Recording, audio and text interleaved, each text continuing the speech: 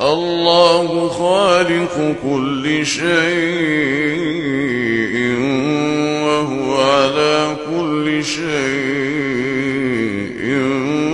وكيل. له مقاليد السماوات والأرض والذين كفروا بآيات الله أولئك هم الخاسرون. قل فغير الله تأمروني أعبد أيها الجاهلون. ولقد أوحي إليك وإلى الذين من قبلك لئن أشركت ليحبطن عملك ولتكونن من الخاسرين. بل الله فاعبد وكن من الشاكرين. وما قدروا الله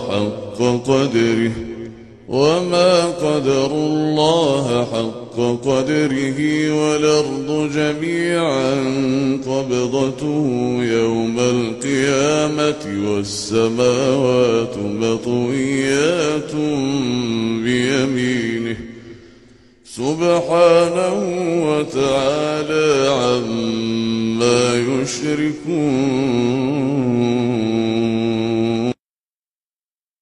ونفخ في الصور فصعق من في السماوات ومن في الأرض إلا من شاء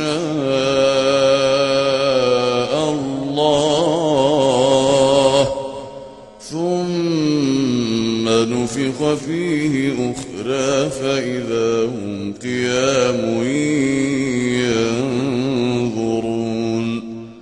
وأشرقت الأرض بنور ربها ووضع الكتاب وجيء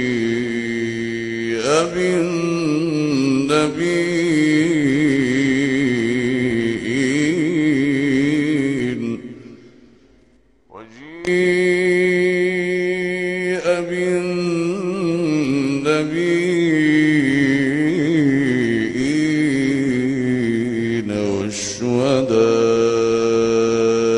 وقضي بينهم بالحق وهم لا يظلمون.